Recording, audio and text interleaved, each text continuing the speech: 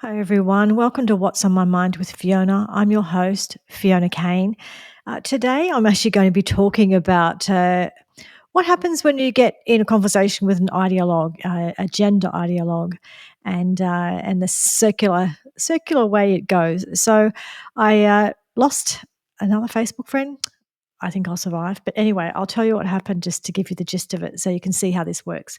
So what happened is someone, a Facebook inverted commas friend, but anyway, he was marching in Brisbane. And he was marching in Brisbane for trans youth because he's upset that the government is, in some cases stopped and in other cases reconsidering whether or not to give gender affirming care, which is it's usually things like puberty blockers and hormones. And then when they're, I think at the age 16 or 17, then it can become things like top surgery, which is double mastectomy.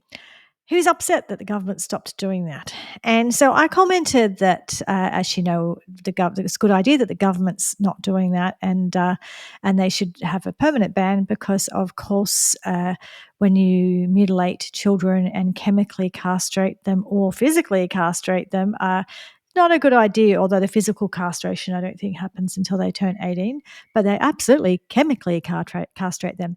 So anyway, so what happened is there was two responses I got, one from him and one from a friend of his.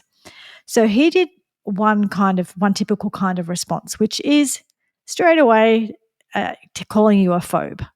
You're a transphobe. You're being a bigot. That kind of immediate attack on you as a human being. You're a terrible human being who's just being awful and saying dreadful, horrible, awful things. And so then the next thing is his friend comes along. My window's open. The neighbour's dog is barking. I apologise if you can hear that squealing and barking. Anyway, we will move on. So the friend came along, and because it was a woman, and so she came along with a much more kind of feminine approach to this, right?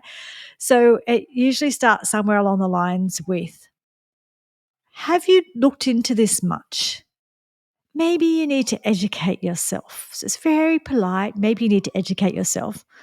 What they really mean is maybe you need to re-educate yourself so that you can learn the trans doctrine and the gender ideology.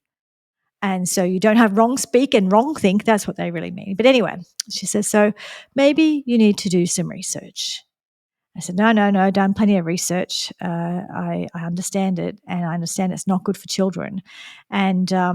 And then she comes back to me bit by bit, just pushing bit by bit. But eventually she comes back to you're being bigoted and you're being a transphobe. So it always comes back to the same place. And of course, he couldn't that they can never argue with you on the actual facts. They can never talk about the topic. All they can do is accuse you of being stupid and ignorant, willfully ignorant, or being or what that. So the next thing they do is that, first of all, they say, because she actually started with, it's not happening. They're not transing their kids. They're not doing cross-sex hormones. Or they're not doing puberty blockers. And I said, well, you've just been out marching because they stopped doing it. So if it's not happening, why are you marching? Well, you don't need to march if it's not happening and it hasn't been banned. Like, so first of all, they always, it's not happening, right? It's not happening is the stand. It's not happening. And then they say, well, it may be happening, but it's very rare. And then they say, well, if it was happening, it would be a good thing, right? And so they kind of keep changing the rules about things as they go along.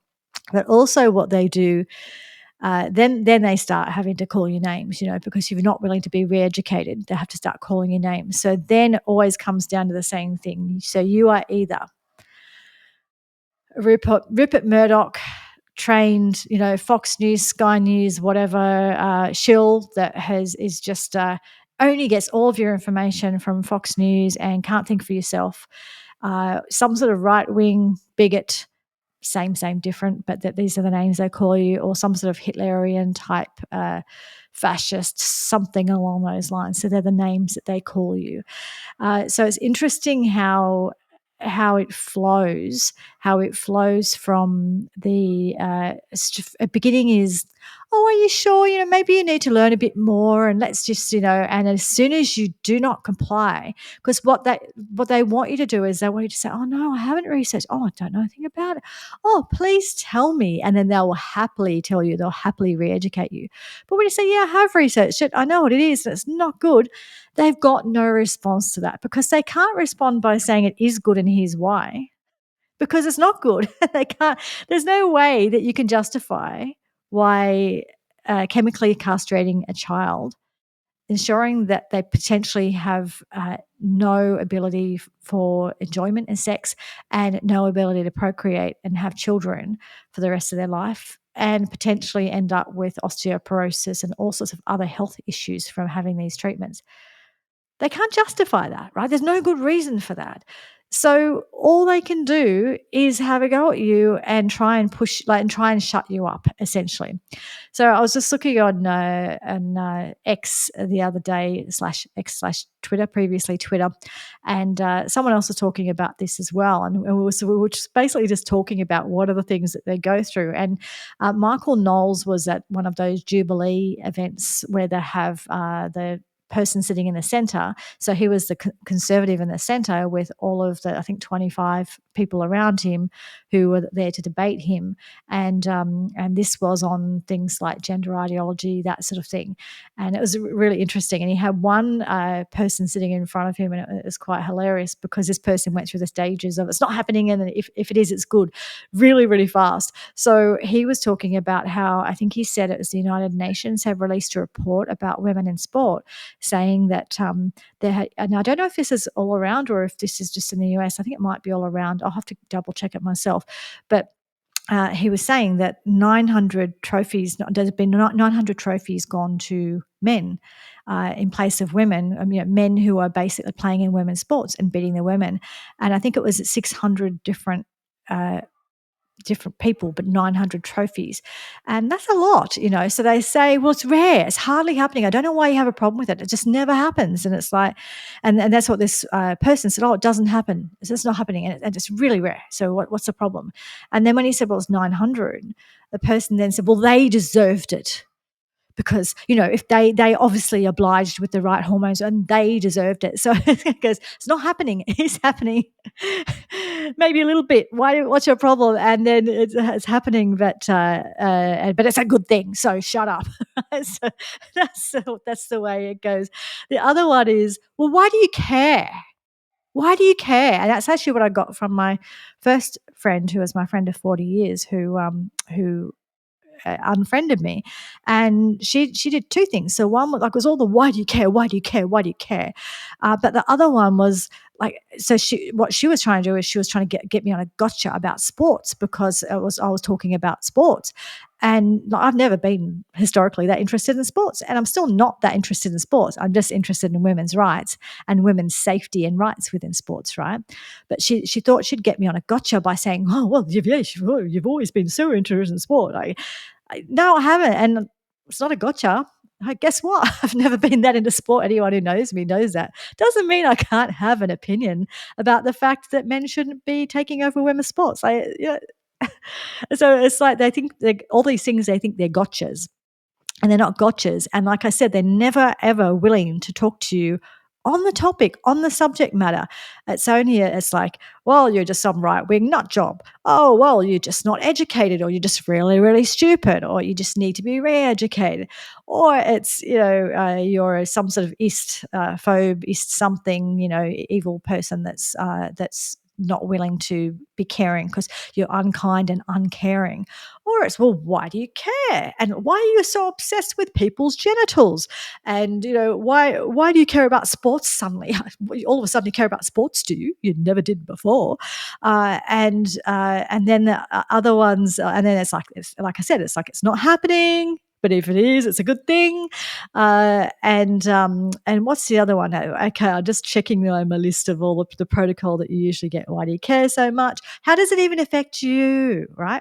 Well, how does it affect me? It affects women's rights. So that affects me. It affects all women. That's the thing that I keep hearing them say in debates, right? Okay, it's only 1% of people, and trans rights are human rights. And yeah, okay, fine.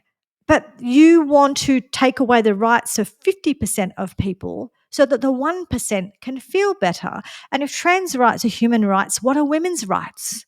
Are they not human rights? You cannot give the so-called human, and what human rights don't they have anyway in places like Australia? They've got the same human rights as anyone else. So, why do you take away all of women's and girls' rights to make 1% of people feel better? That doesn't even make sense. So even by their own argument, it doesn't make sense. And and that's all of the arguments they use. The other one they use is, well, why don't you just be kind and compassionate? And I get that. I get, why don't you be kind and compassionate? But it depends on what you mean by kind and compassionate. Because again, kind and compassionate to 1% of the people so that you don't upset them or misgender them, in favor of 50% of the population who deserve kindness and compassion. What about little girls who want to play sports and be safe? What about the little girls who want to be, going to be in the change rooms to do sports and have men in their change rooms?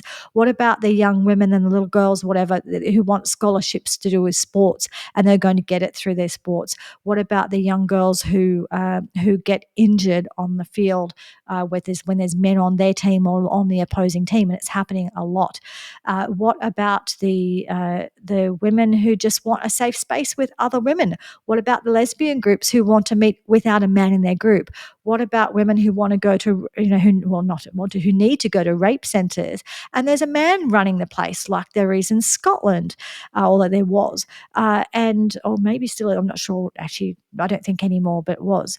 And they're not allowed to complain about that. What about the women who want a woman to treat them in hospital, or a woman to be their nurse, or a woman to be their rape crisis nurse, and they're not allowed to say that? What about the women who are in prison and they're put in a cell with a man who identifies as a woman who rapes them, but that doesn't matter because they're prisoners and it's not really happening and it doesn't happen anyway, and if it was, yeah, it doesn't matter, right? What about so what who's the kindness for? Tell me. It's for 1% of the population, and then it's actually disregard of the safety of the rest of the, like, 50% of the population, right? The other thing too is, in my opinion, if you're being kind and compassionate, you're being honest to someone, and being kind and compassionate is not indulging someone in what is a delusion, right? So it's not kind and compassionate, especially a child. Especially a child. Adults, that's a whole different story as far as their choices and things. But with a child, they don't, a child needs to go through puberty. A child needs to learn how to be in their own body and how to live with their own body and accept it and enjoy it.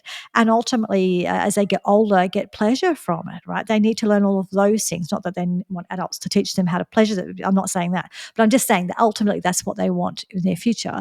And so we need to actually ensure that they get to grow up and they get to go through puberty so they can naturally do all these things that they need to do to grow into an adult who has full sexual function and can do what they choose or not choose, whatever. But we need them to get there, and they're not going to get there if we indulge in fantasies. If we tell them that they're actually in the wrong body, I think it's actually cruel to affirm to a child that they're in the wrong body, and they call it affirmation. What's affirming about that? Oh, guess what? You've been born in the wrong body, and you have to be a lifelong medical patient to ever be maybe happy. And if that doesn't happen for you, you'll probably commit suicide, which is what they tell them, right? So yeah. Anyway, when you want to talk to me about compassion, go away, because if you don't understand what compassion means, if you think that that I have to I have to be kind to, dirty old man who wants to be in the change rooms with little girls just to make somebody feel better, go away. No.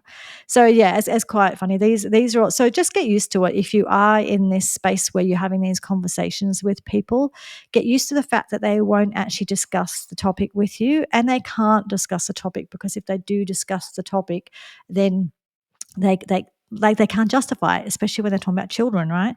Get used to the fact that they use all of these other strategies. And if you know the strategies they're going to be using, you've got at least an awareness of how to sort of respond to that, right? And they're going to call you names. When all else fails, they'll call you names and they're going to unfriend you. That's as simple as that. That's just how it works. Because the way a cult works is everybody's got to be on board with the cult, and everyone's got to believe in the supreme leader, and everyone's got to believe all of the language. And that's why they've created all their own language and all this new language. We all have to be on board with all the language, all the new language. We have to be very aware of wrong speak. There should be no wrong speak, and we all have to be on the same team. And if we're not, if we're just 1% out of that, then we can't talk to that person, and they have to be shut out of the tribe. Anyway, I will leave it at that because I need to run. But yes, anyway, the joys of being online and just even in person, these conversations, if you kind of have an awareness of all the strategies they use, you can have a bit of a think beforehand about how you will respond to those, or the fact that you shouldn't respond to those, because at the end of the day, I just keep saying, can you discuss a topic with me? And I will not discuss topics with people who are abusing me.